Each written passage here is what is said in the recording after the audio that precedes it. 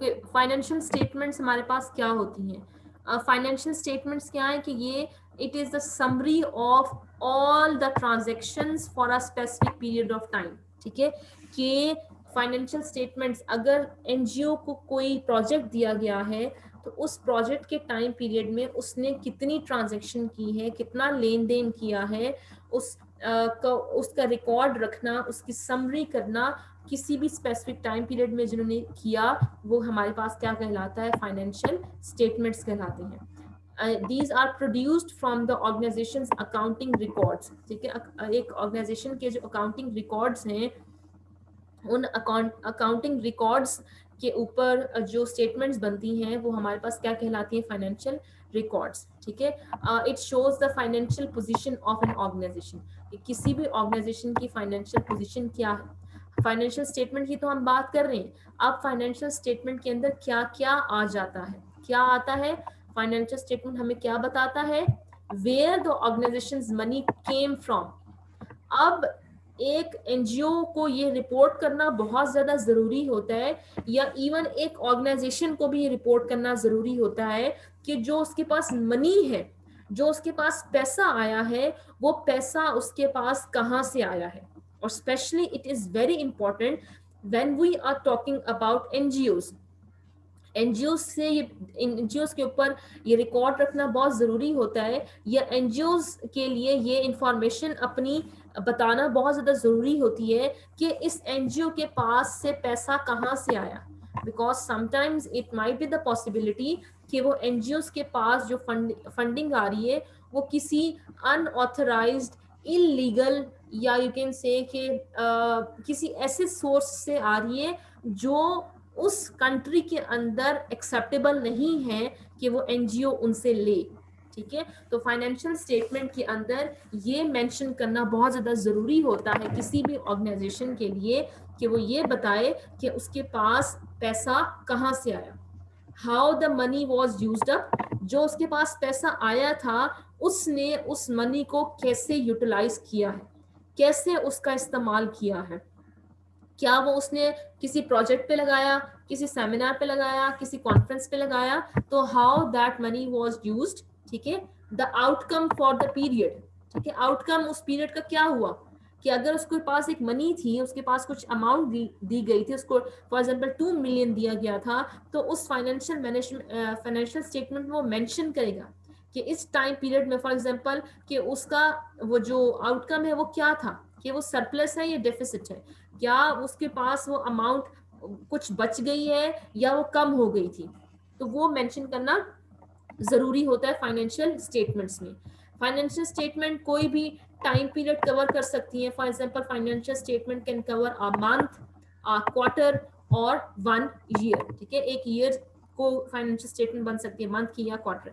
Annual financial statements include the previous years figures for the purpose of comparison. कि जो annual financial statements होती हैं, उन financial statements में वो अपनी पुरानी पिछले साल का जो रिकॉर्ड होता है वो भी मेंशन कर रहे होते हैं। ठीक है, जैसे मैंने आपको एग्जांपल दी थी, यहाँ पे मैंने आपको एक डॉक्यूमेंट दिखाया था, let me show you again. ठीक है, ये देखें, ये देखें, यहाँ पे इन्होंने आपको बताया हुआ है the time period of 2018 to 19। ठीक है, और दूसरी तरफ कौन सा टाइम पीरियड है? 17 टू 18। किसके लिए? तो ये हमारे पास क्या है, यू कैन से कि जो फाइनेंशियल स्टेटमेंट्स, ताकि हमें ये पता चले कि हमारा प्रीवियस ईयर फिगर क्या था, पिछले साल हमारे पास कितना था, पिछले साल हमने कितना खर्च किया, इस साल हमारे पास कितना आया और इस साल हमने कितना खर्च किया, तो वो किस में इंक्लूडेड होता है? वो फाइनेंशियल स्टेटमेंट्स में। ताकि यू कैन से ये आपको एक सपोर्ट प्रोवाइड कर रहा होता है, आपको ये बता रहा होता है, आप से आप ये देख रहे होते हो, आपको पता चल जाता है कि पिछले साल हमने इतना खर्च किया था, इस साल इतना ज्यादा क्यों हुआ, किस वजह से हुआ, या अगर कम खर्च हो रहा है तो उसके पीछे वजह क्या है, क्या वो हमारे नुकसान में चला जाएगा कि क्या हमारे वो लिए वो फायदेमंद है।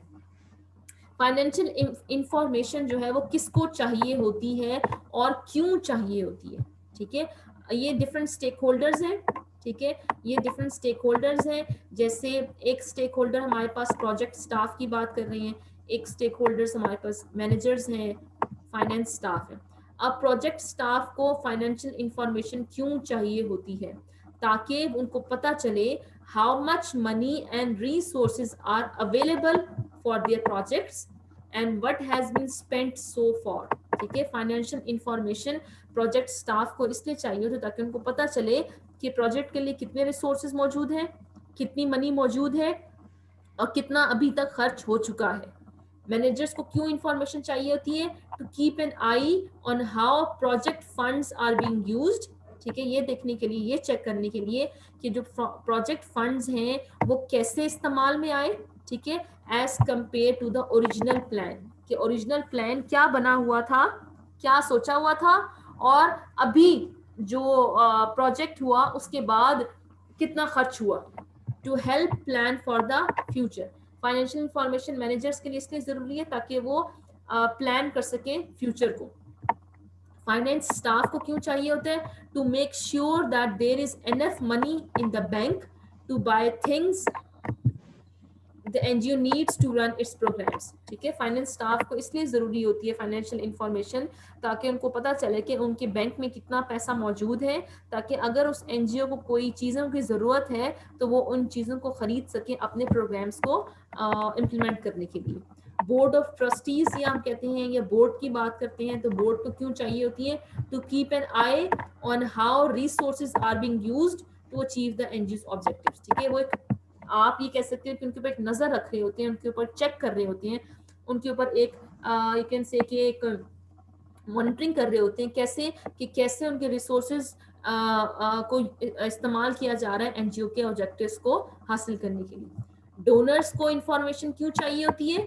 To make sure they grants are being used as agreed, कि जो एग्रीमेंट थी, जो प्लान किया गया था, जिस बात के ऊपर रजामंदी थी, क्या उस रजामंदी के मुताबिक रिसोर्सेज इस्तेमाल हो रहे हैं या नहीं हो रहे, क्या प्रोजेक्ट के ऑब्जेक्टिव्स को अचीव किया जा रहा है या नहीं किया जा रहा है। और उसके साथ साथ ये देखने के लिए कि either that donor will continue giving financial resources to their organization और नॉट, कि क्या उस डोनर जो है वो मजीद आगे दोबारा उस ऑर्गेनाइजेशन को सपोर्ट करेगा या नहीं करेगा।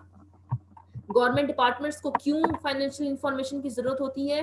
To make sure that NGO pays any tax dues and that it does not abuse its status as a not for profit organization। ठीक है, गवर्नमेंट डिपार्टमेंट्स को एक तो जैसे अभी ऊपर मैंने मेंशन किया इसलिए जरूरी होती है ताकि उनको ये पता चले कि वो जो उनके पास फंड आ रहे हैं वो पैसा कहाँ से आ रहा है। ठीक है, और ये देखने के लिए कि क्या एनजीओ जो टैक्सेस हैं उन टैक्सेस को पे कर रहे हैं या नहीं कर रहे, और जो उनका स्टेटस है नॉट फॉर प्रॉफिट, इस स्टेटस को गलत तरीके से इस्तेमाल ना करें। प्रोजेक्ट बेनिफिशरीज को क्यों इंफॉर्मेशन चाहिए होती है? To know what it cost to provide the services they are benefiting from. ठीक है, कि जिन जो सर्विसेज उनको मिल रही हैं, किसी इलाके के लोगों को अगर एजुकेशन सर्विसेज प्रोवाइड की जा रही है तो वो बेनिफिशरीज है। अब बेनिफिशरीज के लिए क्यों फाइनेंशियल रिपोर्ट्स इंपॉर्टेंट है? ताकि उनको पता चले कि जितना पैसा उनके लिए लिया गया है क्या उतना उनके ऊपर लगाया जा रहा है या नहीं लगाया जा रहा, and to decide if this is good value for their community, और ये देखने के लिए, डिसाइड करने के लिए कि क्या जो वैल्यू, जो कॉस्ट उनको दी गई है उस एनजीओ को, वो उनकी कम्युनिटी के लिए इनफ है, प्रॉपर है या नहीं। जनरल पब्लिक के लिए फाइनेंशियल इंफॉर्मेशन क्यों जरूरी है? To know what the NGO raises, ये जानने के लिए कि एनजीओ कैसे रेस कर रही है, स्पेंड कर रही है पूरा साल, and what the money is used for. ठीक है, क्या कमा रही है, कमा रही मतलब कितना उसे मिल रहा है, कैसे खर्च कर रही है पूरे साल में, और वो पैसा किस लिए इस्तेमाल हो रहा है। तो these are the sources of funding, sources of एक तो कि who needs funding financial information, कि किसको फाइनेंशियल इंफॉर्मेशन चाहिए होती है और क्यों चाहिए होती है। जिसमें हमने देखा प्रोजेक्ट स्टाफ